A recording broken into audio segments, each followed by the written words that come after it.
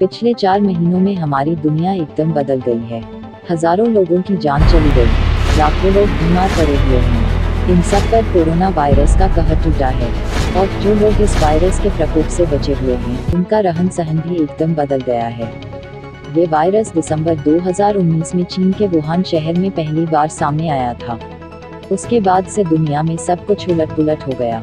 शुरुआत वुहान से ही हुई, जहां पूरे शहर की तालाबंदी कर दी गई। इटली में इतनी बड़ी तादाद में वायरस से लोग मरे कि वहां दूसरे विश्व युद्ध के बाद से पहली बार लोगों की आवाजाही पर इतनी सख्त पाबंदी लगानी पड़ी। ब्रिटेन की राजधानी लंदन में पब, बार और थिएटर बंद हैं। लोग अपने घरों में बंद हैं।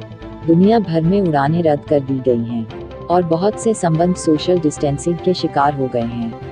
ये सारे कदम इसलिए उठाए गए हैं ताकि नए कोरोना वायरस के संक्रमण को फैलने से रोका जा सके और इससे लगातार बढ़ती जा रही मौतों के सिलसिले को थामा जा सके। चाय का मग लेकर जरा देर के लिए बालकनी में जाएं तो नजर ऐसे आसमान पर पड़ती है जो अजनबी नजर आता है।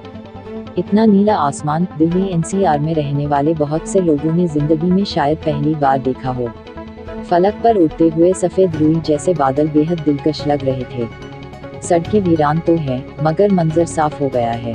सड़क किनारे लगे पौधे एकदम साफ और फूलों से गुलजार। यमुना नदी तो इतनी साफ कि पूछिए ही मत। सरकार हजारों करोड़ खर्च करके भी जो काम नहीं कर पाए, लॉकडाउन ने वो कर दिखाया।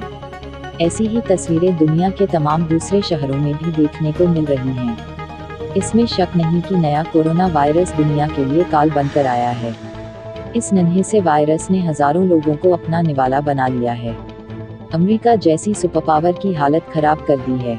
इन चुनौतियों के बीच एक बात 100% सच है कि दुनिया का ये लॉकडाउन प्रकृति के लिए बहुत मुफीद साबित हुआ है। वातावरण धुलकर साफ हो चुका है। हालांकि ये तमाम कवायद कोरोना वायरस के संक्रमण को फैलने से रोकने के लिए हैं। लॉकडाउन की वजह से तमाम फैक्ट्रियां बंद हैं, यातायात के तमाम साधन बंद हैं। अंतर्राष्ट्रीय स्तर पर अर्थव्यवस्था को भारी धक्का लग रहा है। लाखों लोग बेरोजगार हुए हैं। शेयर बाजार ऊंधे मुंह आ गिरा है। लेकिन अच्छी बात यह है कि कार्बन उत्सर्जन रुक गया है।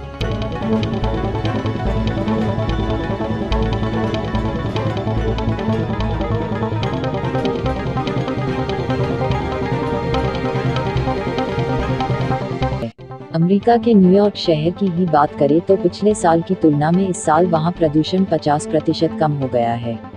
कोरोना वायरस के कारण आज पूरी दुनिया भयावह मानवीय त्रासदी से गुजर रही है। वहीं इसका दूसरा पहलू भी है जो हम सभी के लिए जानना जरूरी है ताकि संकट से उबरने के बाद भी वह हमारे जेहन में बना रहे। यह पहलू है प्रकृति का। कई जगहों से खबरें आ रही हैं कि इंसानों के अपने घरों में कैद होने के बाद जंगली जानवर उन जगहों पर बेफिक्र विचरण कर रहे हैं जो दरअसल उन्हीं की विरासत थी। कोरोना वायरस ने पूरी दुनिया को लॉकडाउन का पालन करने पर मजबूर कर दिया। स्कूल, कॉलेज, फैक्ट्रियां, गाड़ियां सब बंद हैं। पूरी दुनिया रुक सी गई है। लोगों का जीवन थम सा गया है। हम इस वायरस को हराने में कितना सफल होंगे, यह तो समय ही बताएगा।